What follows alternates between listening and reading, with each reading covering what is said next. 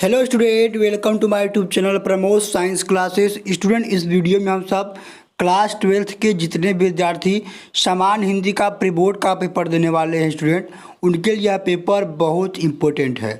मेरे प्यारे बच्चों, यह पेपर है प्री बोर्ड का, जो देख सकते हैं कि जिसका कोड यहाँ पर 302 BBD है। ठीक है, यह सेट मेरे प्यारे बच्चों हर स्कूल हर ज़िले में आ रहा है, तो आप भी इसे अपने प्री बोर्ड में तैयार करके जाइएगा। सेम यही पेपर आपके प्री बोर्ड में आने वाला है।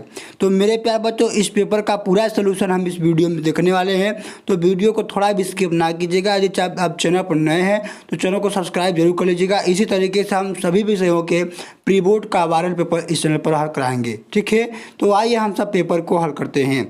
यहाँ पर देखिए, आप सभी का जो खंड क है, खंड क में आप सभी के सभी MCQ पूछे जाएंगे। ठीक है, यहाँ पर आपका पहला MCQ कर रहा है, वीर प्रसाद द्विवेदी ने सरस्वती पत्रिका का संपादन प्रारंभ किया। मेरे प्यारे बच्चों, यहाँ पर ऑप्शन है 1903 ईस्वी में, दूसरा है 1905 ईस्वी में, तीसरा है 1907 ईस्वी में, चौथा है 1910 ईस्वी में। तो मेरे प्यारे बच्चों, महावीर प्रसाद द्विवेदी ने सरस्वती पत्रिका का जो संपादन था वो 1903 ईस्वी में किया था। ठीक है, तो इसका जो राइट आंसर है ऑप्शन नंबर पहला यहाँ पर क्या है, राइट आंसर है। ठीक है, अगला यहाँ पर ख वाला क्वेश्चन करा है कि कल्प वृक्ष के लेखक कौन है।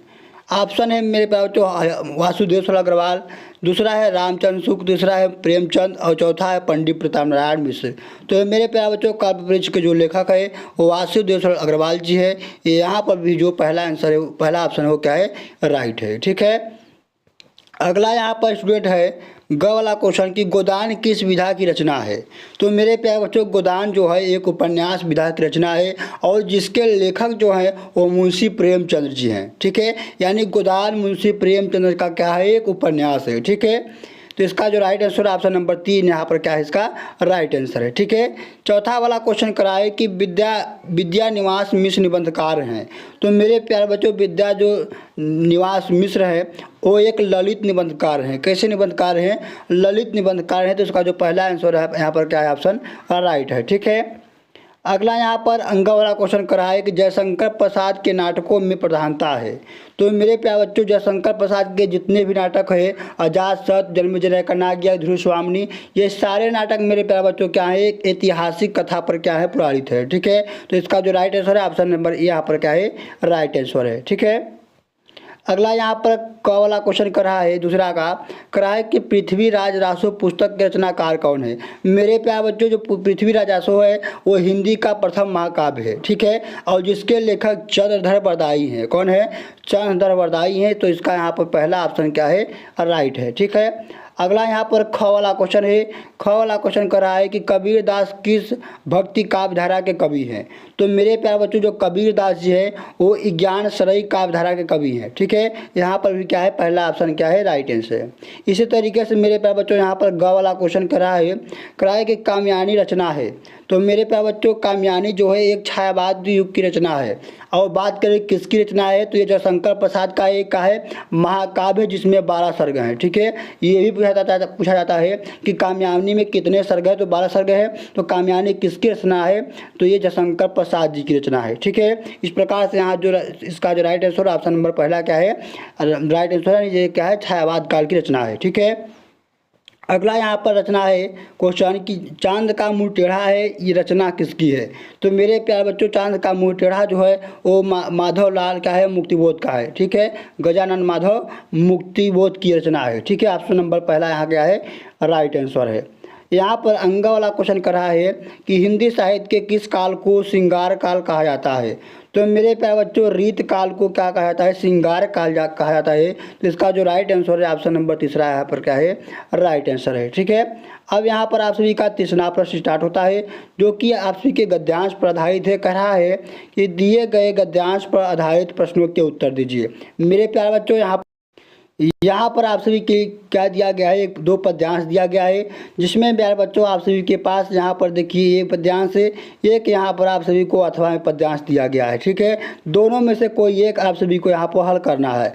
जैसे देखिए, यहाँ पर पहला गद्यांश क्या कर रहा है, कह रहा है कि धरती माता की कोख में जो अमूल्य निधियाँ भरी हैं, जिनके कारण वह असुंधरा कहलाती हैं, उससे उनको परिचित ना होना चाहेगा। उससे कौन न परिचित होना चाहेगा। लाखों करोड़ों वर्षों से अनेक प्रकार की धातुओं को पृथ्वी के गर्भ में पोषण मिला है। दिन रात बहने वाली नदियों ने पहाड़ों को पीस पीस कर अगणित प्रकार की मिट्टियों से पृथ्वी के देह को सजाया है।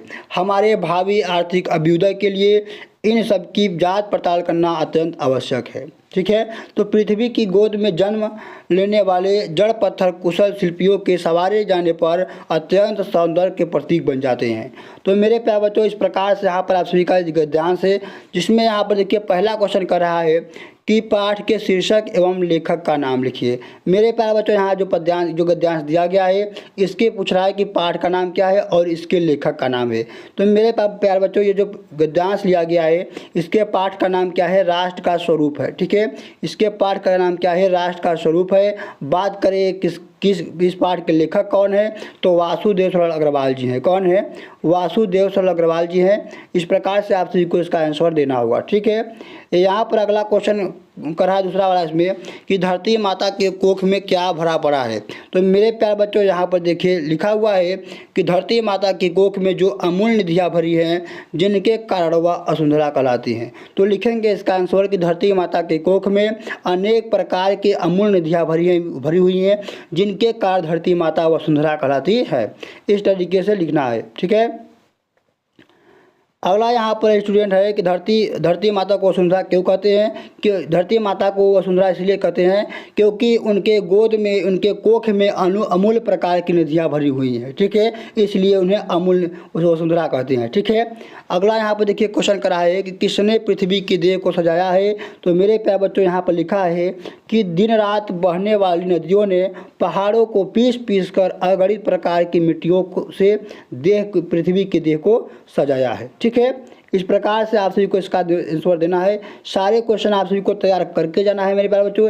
ये सारे क्वेश्चन आप सभी के प्री बोर्ड में आने वाले हैं। ठीक है, अगला यहाँ पर देखिए क्या करा है, पांचवा वाला नंबर करा है रेखांकित पंक्ति की व्याख्या कीजिए। मेरे प्यारे बच्चों, देख सकते हैं कि यहाँ से लेकर यहाँ तक के वाक्य के नीचे क्या है, रेखांकित किया गया है, जिसका आपके अपने शब्दों में क्या करना है मेरे प्यारे बच्चों, इसका आप सभी को व्याख्या करना है। व्याख्या कैसे करेंगे आइए जानते हैं। सबसे पहले क्या लिखेंगे, आप सब हेडलाइन लेकर रेखांकित पंक्ति की व्याख्या, और अपने तरफ से लिखेंगे कि वो प्रस्तुत रेखांकित अंश में वासुदेव सरल अग्रवाल जी कहते हैं कि पृथ्वी की गोद में जन्म लेने वाले जड़ पत्थर कुशल शिल्पियों से सवारे जाने पर अत्यंत सौंदर्य के प्रतीक बन जाते हैं। इस प्रकार से आप सभी को रेखांकित अंश की व्याख्या करना है, बहुत बढ़ा चढ़ाकर नहीं लिखना है। ठीक है, इस तरीके से आप सभी को पूरे 10 नंबर मिलेंगे यदि आप इस तरीके से गद्यांश को हल करते हैं तो। ठीक है, यहाँ पर भी देखिए सेम उसी प्रकार आप सभी को इसको भी हल करना है। इसमें भी आप सभी के पास गद्यांश दिया गया है, जिससे पढ़कर आप सभी को पास यहाँ पर आप सभी को यहाँ पर 5 क्वेश्चन का आंसर देना होगा। ठीक है, देखिए यहाँ पर भी पूछ रहा है कि उपरोक्त पाठ और लेखक का नाम बताइए। तो मेरे प्यारे बच्चों, जो आप सभी का पद्यांश है भाषा और आधुनिकता से लिया गया है गद्यांश, और जिसके लेखक प्रोफेसर जितेंद्र रेड्डी जी हैं। ठीक है, इस प्रकार से आप सभी को 5 क्वेश्चन का आंसर दे देना होगा। अगला देखिए यहाँ पर चौथा वाला क्वेश्चन कर रहा है कि दिए गए पद्यांश पर आधारित प्रश्नों के उत्तर दीजिए। मेरे प्यारे बच्चों, यहाँ पर भी आप सभी को 2 पद्यांश दिया गया है, एक अथवा में यहाँ पर दिया गया है। दोनों में से कोई एक पर आप सभी का करना है, इसका आंसर देना होगा। देखिए जैसे यहाँ पर क्या कर रहा है पद्यांश में कि नील परिधान बीच सुकुमार, खुल रहा मृदुल अधखुला अंग, खिला हो ज्यों बिजली का फूल, मघ बन बीच गुलाबी रंग।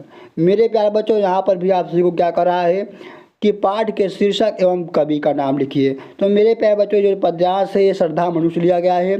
तो पाठ का नाम क्या है, श्रद्धा मनु, और यहाँ पर लेखक यानी कवि का नाम क्या है, जयशंकर प्रसाद। ठीक है, यहाँ पर देखिए इसमें दूसरा वाला क्वेश्चन कर रहा है कि कविता में किसके रूप का वर्णन किया गया है। तो मेरे प्यारे बच्चों, इस कविता में श्रद्धा और मनु के रूप का क्या किया गया है, वर्णन किया गया है। ठीक है, तो इस तरीके से आप सभी को मेरे प्यारे बच्चों पढ़कर इसका आंसर आप सभी को देना होगा। ठीक है, अगला यहाँ पर देखिए स्टूडेंट क्या करा है अथवा में भी यहाँ पर आप सभी को एक पद्यांश दिया गया है, और इसमें भी आप सभी को इसका पढ़कर आंसर देना होगा। और बात करें ये किस पाठ से लिया गया है, तो ये अभिनव मनु से लिया गया है। कहाँ से लिया गया है, अभिनव मनुष्य से लिया गया है। अभिनव मनुष्य के जो लेखक हैं वो कौन है, कवि जो है वो कौन है, रामधारी सिंह दिनकर जी हैं। ठीक है, इस तरीके से आप सभी को उसको तैयार करके जाना है। यहाँ पर देखिए 5वां का क वाला क्वेश्चन कर रहा है कि निम्नलिखित में से किसी एक लेखक का साहित्यिक परिचय देते हुए उनकी प्रमुख रचनाओं का उल्लेख कीजिए। अधिकतम शब्द सीमा 80 शब्द। मेरे प्यारे बच्चों 80 शब्द यानी 1.5 पेज में आप सभी को लेखक का क्या करना है कि यहाँ पर आप सभी के पास 3 लेखक दिए गए हैं। तीनों लेखकों में से किसी एक लेखक का आप सभी को साहित्यिक परिचय लिखना होगा, जो कि पूरे 5 नंबर आप सभी को मिलेगा। तो आप सभी को तीनों में से किसी एक लेखक का साहित्यिक परिचय तैयार करके जरूर जाना है। ठीक है, इसी प्रकार यहाँ पर ख वाला क्वेश्चन कर रहा है कि निम्नलिखित में से किसी एक कवि का साहित्यिक परिचय देते हुए उनकी प्रमुख कृतियों का उल्लेख कीजिए। यहाँ पर भी आप सभी के पास 3 कवि दिए गए हैं। मालती शरण गुप्त जी है, सुमित्रानंदा पंत जी है, महादेवी वर्मा जी हैं। तो तीनों में से किसी एक कवि का क्या करना है, आप सभी को साहित्यिक परिचय याद करके जाना है। सेम यही पेपर आप सभी के प्री बोर्ड में आने वाला है। ठीक है, अगला यहाँ पर 6वां वाला क्वेश्चन कर रहा है कि बहादुर अथवा पंचलाइट कहानी के उद्देश्य पर प्रकाश डालिए। ठीक है, या फिर अथवा में कर रहा है यहाँ पर कि ध्रुव यात्रा कहानी के सारांश अपने शब्दों में लिखिए, जो कि मेरे पास जो पूरे 5 नंबर का आप सभी के पेपर में पूछा जाएगा। ठीक है, तो इसको भी कहानी आप सभी को तैयार करके जाना है। सेम यही पेपर आएगा आप सभी के प्री बोर्ड में। ठीक है, ये सारे क्वेश्चन प्री बोर्ड के लिए इम्पोर्टेंट तो है ही,